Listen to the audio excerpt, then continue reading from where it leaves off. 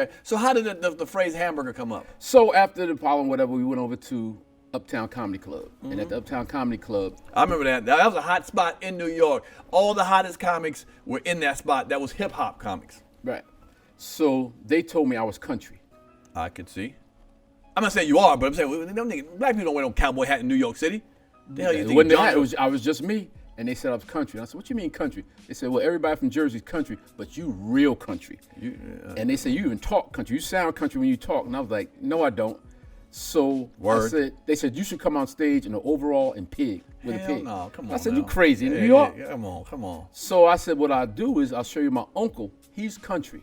So my uncle's from Raleigh, North Carolina. Ooh, So shout out Raleigh, North The Carolina. hat on, actually Willow Springs, but nobody knew what Willow Springs was. Right. So I put the hat on, came out, and I did hamburger, because that was his word. He said he was too old to curse, so instead of cursing, he would say hamburger.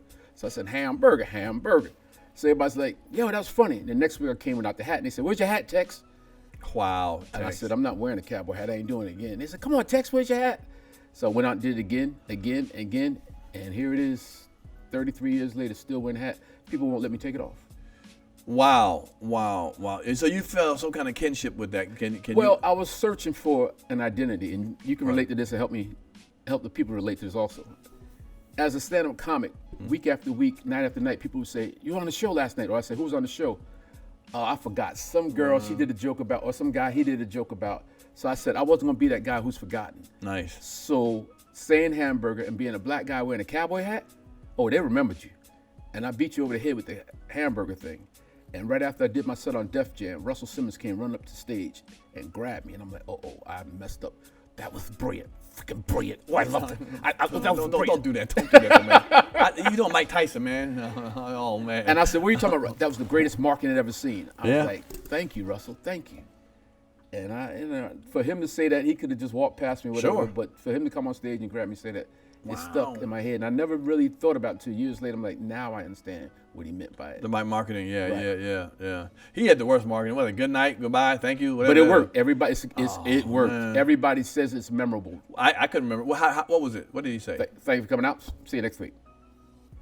I think God bless was in there somewhere. Sometimes he switched up. See, that's why boo. That was one of the worst sayings. That's Pierre, Russell. I ain't saying that. Boo. Thank you for the checks. He in the Himalayas of Uruguay. He ain't even around. So anyway, I'll see when you get here. I actually went to his house one time. And you know what? After we did the Def Jam tour, I was nervous because Bernie normally was the host since Martin was on the tour. Sure. And they asked me to fill in. So I said, man, I'm making a big mistake. I told Kid Capri, I said, I don't want to go out there. They're going to boo me because who knows me? Right. He said, you crazy, B, they know you. I said, no, they're not. Fayetteville, North Carolina. Kid Capri goes up, the baddest DJ ever seen in the comedy Shout out show. to Kid Capri. Yes, indeedy. In 15 minutes, he had 2,700 people out of their seat, dancing in the audience, screaming in the palm of his hand, doing everything. It is right there. Doing tricks. All right. Pick it up. Right. He picked up the turntable. Pick it up. Right. And then brought you up. Ladies and gentlemen, Martin Lawrence couldn't be here tonight, so I'll give my man, pick it up for hamburger. 2,700 people stand up screaming. Yes. And when the music stopped, all I heard was hamburger. Okay. I'm saying, how do they know who I am?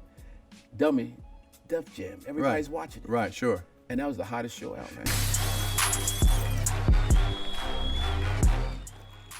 If you like that clip, hit the subscribe button or the notification bell. Boom. In fact, why don't you hit both of them?